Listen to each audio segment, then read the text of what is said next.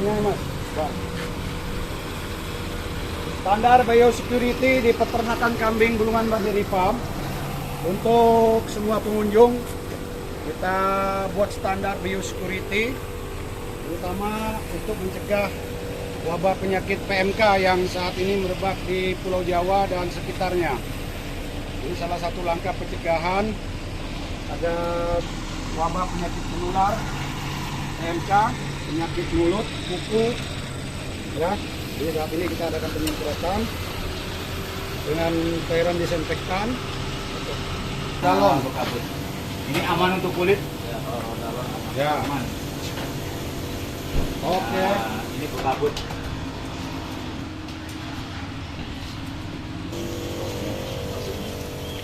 Mbak, yang dia lupa. Ya.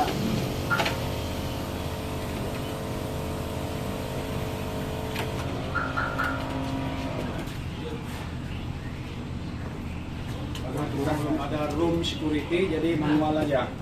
Banyak.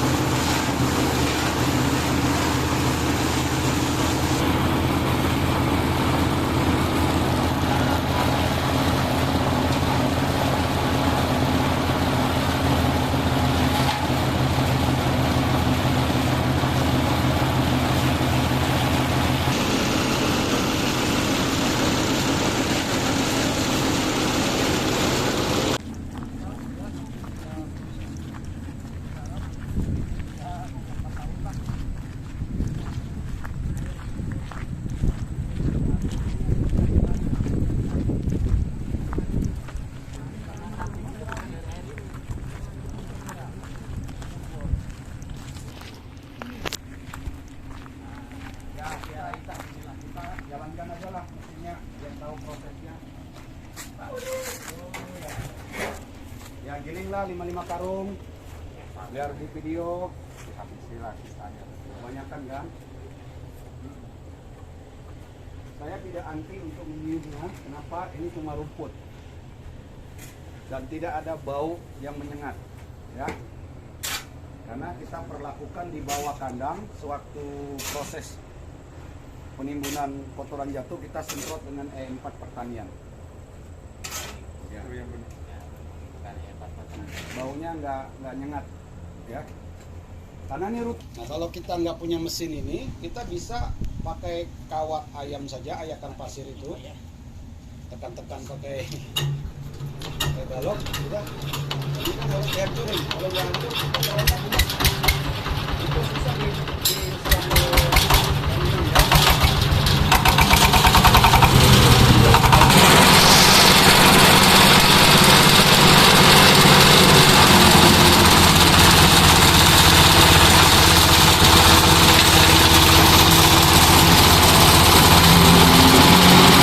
sekam.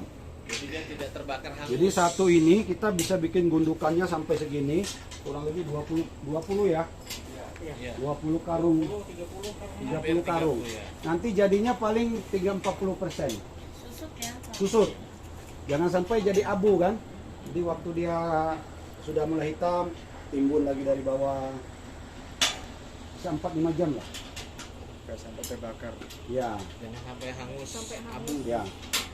Kedua, ketiga dipangkas, yang ketiganya itu mulai banyak anak-anaknya, itu bisa dapat 35 kilo kalau cara perawatannya bagus, dipupuk. Nah ini aplikasi pakai biochar. Lahan kayak begini, kita kasih kohe juga sedikit, kohe dulu tabur. Kemudian langsung kasih biochar. Ya, setelah kita tanam, ini jarak tanam saya ekstrim, saya kasih per 20 cm aja. Supaya rapat, tidak ada gulma tumbuh. Jadi waktu kita ngambur pupuk, ya yang makan semua rumput, tidak ada gulmanya. Rumput lain mas. Kalau kemarin yang pertama saya waktu awal karena belajar 40 kan, ternyata gulmanya juga bersaing. Kedua, saya salah mengaplikasikannya memakai kotoran sapi. Waktu itu saya belum ada peternakan, jadi ada sebagian kotoran sapi, ada sebagian kotoran kambing. Dengan saya menabur kotoran sapi, ternyata saya menabur bibit gulma. Iya, banyak. Karena sapi makan rumput yang di petani kan. Nah itulah jadi satu bahan pengalaman. Ini pacong baru berumur nih. Jadi yang kedua ini nanti kira-kira 20 hari lagi saya pangkas. Jadi yang pertama itu panen cepat aja supaya tunas.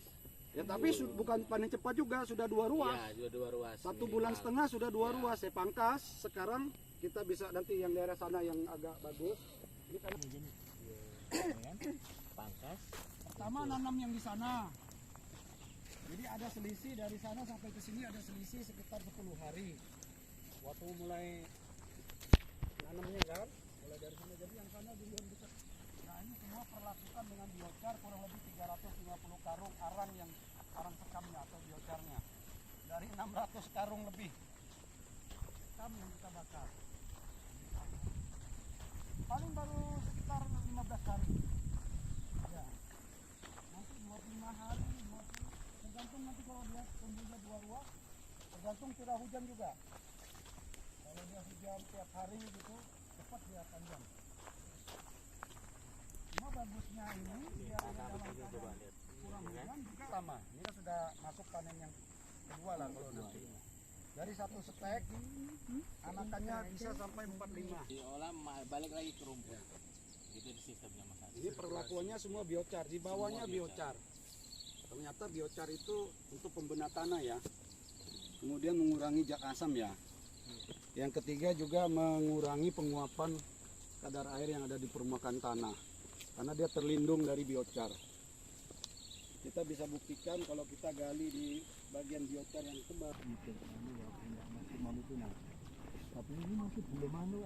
Jenisnya macam-macam. Yang sana tadi PE, ada Jawarandu cross bur dengan bur, jadi di cross dengan kambing-kambing lokal yang dari Jawa. Karena kalau kita mau beli yang asli langsung bur, kandang ini nggak penuh. 1 ekor betina sudah hampir 30 juta. Yang pejantannya 3. Ada buting tua, buting muda. Jadi kita buat bertahap supaya nanti angka kelahirannya tiap bulan ada yang beranak, ada yang beranak. Ya. Dan semua kita airtag Pak. Ada recording untuk keturunannya supaya jangan kawin sedara. Makanya kita siapin pejantan kurang lebih ada 8 ekor. Jadi kita silang nanti keturunan anaknya. Recording itu Ayo. keturunan itu Nah, itu mineral block kita taruh memang di tiap kandang. Nah setelah kambing beranak kita observasi 2-3 hari, kita akan kasih 1. Ini beranak di sini. Nah, ini keturunan dari Ya, sudah Ya. bur nih. jadi ciri kambing bur kepalanya agak besar dan pendek. Kemudian postur kaki dan dada itu agak membesar. Itu ciri-ciri kambing bur. Ini belum 1 bulan, kisaran mungkin 20-an hari. Kalau kambing kacang 20 hari masih kecil, ya kan? Nah ini anak-anak kambing yang beranak di kandang kita. Itu umur 7-8 bulan ini sana. Yang di ujung sana baru kita sapi kira-kira 5 hari yang lalu. Sapian dari kandang sana. Jadi saya membuat program induk beranak taruh sini 1 bulan. Sudah kuat kita gabungkan keseluruhan di kandang koloni khusus induk anak. Kenapa 1 bulan? Kita harapkan anak-anaknya kalau mau disuruh sama betina lain dia sudah bisa menghindar. Jadi kita taruh di kandang laktasi 2 sampai masuk masa pisah sapi atau berumur kisaran 3 bulan. Nah, ini semua ada yang cross, ada yang memang dari Jawa, keturunannya kita belum tahu karena ini memang bawaan dari sana. Hari kita sapi dari kandang belakang. Umur 3 bulanan. Umur 3 bulan. Oh, dikasih mineral kah? Hah? Itu mineral blok tuh yang diganti. Itu mineral blok. Itu mineral Ada mineralnya. Organik. Ada mineralnya. Oke, kita mulai. Ini konsep lihat ke kandang koloni, lihat induk, kembalikan ke kandang koloni. Yang sana udah gede. Ada pertanyaan? Kenapa kok ada kandang kecil di dalam kandang besar? Itulah yang mau saya tanyakan. Nah, jadi saya berpikiran gini, karena konsep saya kambing itu di koloni induk sama anak. Pada jam makan, waktu kita taruh makanan di palungan, otomatis si anak itu berebut makan sama induknya dia maupun induk yang lain.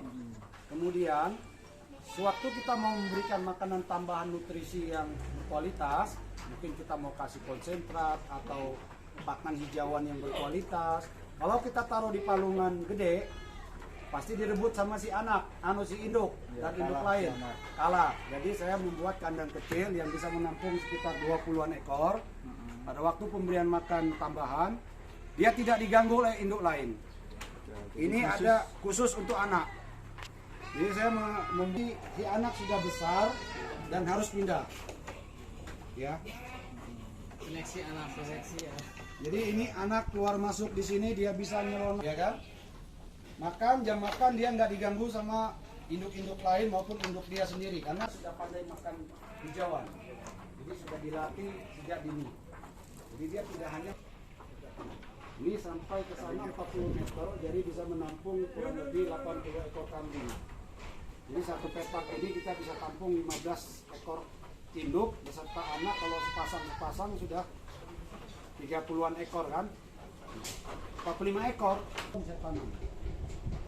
Kalau dia berbuah semua dapat satu truk ya. Nangka dak. Ya, ada nangka, ada cepedak. Jadi kalau dia berbuah, Pak, kambingnya bunting ya. Padahal kambingnya menyusu. Karena nutrisinya cukup sampai 4 kali. Sekali minum 2 botol itu, biasa 1,5 botol sampai 2 botol.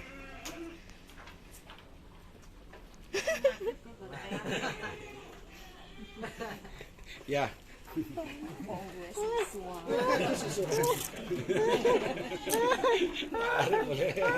Guyon juga. Saya ngejar karena jinak dia. Satu lagi. Ya inilah. Nah, sudah. Ya, pagi sama Ini malam. siapa lagi Pak kambingnya? Ada di sana nanti. Kurang-kurang matahari nggak terik, mereka ambil separuh untuk pacong, tinggal kita campur. Jadi dibuat supaya nggak basah rasanya. Nah, kalau mau lihat udah bunting muda, Ini ada PE-nya ya Pak? nggak ada. Ada burung asli. Ini yang full blood.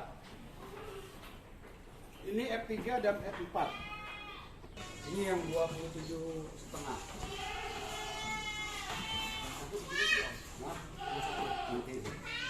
Nah, kemudian ini yang full blood. Bu, ini umur 3 tahun lebih, sudah diforsir habis-habisan tenaganya.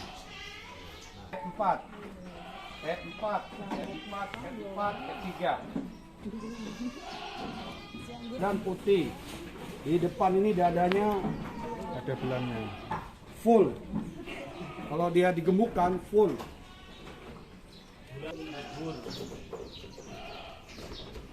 Sudah diobatin kena penyakit kulit, tapi udah mulus. Ya. Kambing koleksi tidak untuk pijat, tidak untuk pemacet. Sengaja saya datangkan untuk membuat daya tarik kepada calon-calon peternak. Kalau beternak dengan bibit yang unggul, anaknya akan begini. Cross dengan kambing bur, jadinya begini. Bobot 85 kilo. Bur sama Jawa Randu, bur sama PE, maka dapat bobot yang kayak gini gedenya. Ini om yang kanan nih. Induk PE kepala hitam tuh ciri khas PE. Kalau ini saya nggak tahu apa induknya. Kemarin saya kawinkan dengan ini. Biar di F1 saya mau coba. Ada 2 betina saya kawinkan dari Lumajang. Nih, tinggi besar.